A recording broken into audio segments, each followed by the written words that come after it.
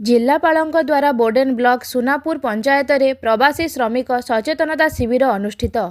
नुआपड़ा जिला Bourdain block सुनापुर पंचायतर सुनापुर ठारे जिल्लापाल मधुसूदन दास का सभापतित्व रे प्रवासी श्रमिक निराकरण सचेतनता सभा अनुष्ठित होइथिला।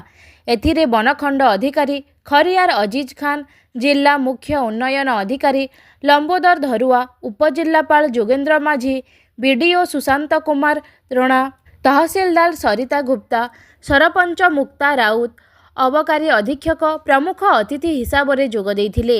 एही पंचायतर केशराजपुर ग्रामर लवध्वज हंस महात्मा गांधी ग्रामीण निश्चित कर्म नियुक्ति योजना रे 300 दिनरू अधिक श्रमदान करी लक्षपति होइछंती।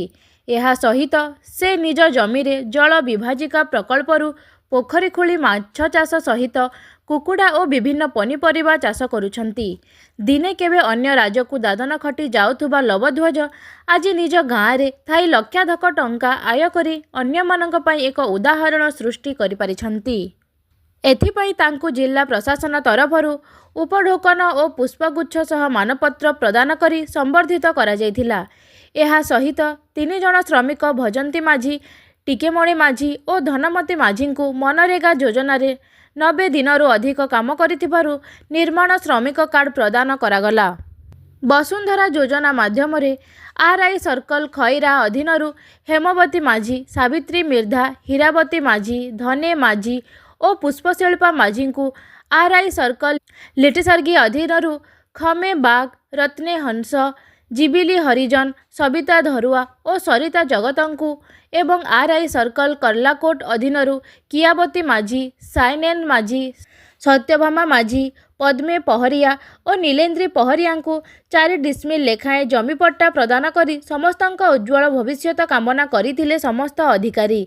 सभारे बनखंड अधिकारी अजीज खान, जिला मुख्य प्राणी संपद अधिकारी डॉक्टर आलोक कुमार नायक, जिला श्रम अधिकारी रवींद्र बारला, जिला जलछाया प्रकल्प निर्देशक रश्मि रंजन पात्र, आरटीओ मानसिंह, जिला शिशु सुरक्षा अधिकारी अंतर्जामी बलियार सिंह, शिशु सुरक्षा कमिटी चेयरमैन फणिंदम देव, जिला मंगल अधिकारी दीप्तिमंत भोई, उपनिर्देशक उद्यान कृषि हरेकृष्ण चांद हासदा प्रमुख जोगदे श्रमिक कृषक तथा जनसाधारण विभिन्न विभागीय लोकाभिमुखी योजना संबंध में अवगत कराइथिले।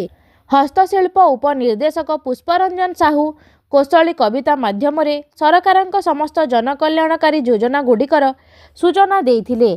जिल्लापाल जनसाधारण को उद्बोधन दे कहिथिले जे सरकारक विभिन्न जनकल्याणकारी योजना आपणक योजना, यह आपणक मानक पई आपण मानक द्वारा परिचालित हेउछि।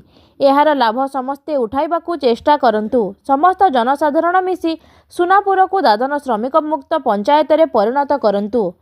सरपंच मुक्ता राउत प्रवासी श्रमिक सचेतनता पाई एभली कार्यक्रम आयोजन करा जाउथुबारु जिला प्रशासन, जिल्लापाल तथा उपस्थित समस्त अधिकारी को कृतज्ञता और धन्यवाद जणाइथिले।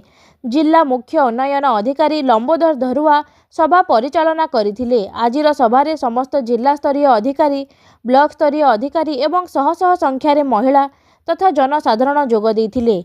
नुआपड़ारू बीरबल प्रधानक रिपोर्ट अनुध्यान टीवी।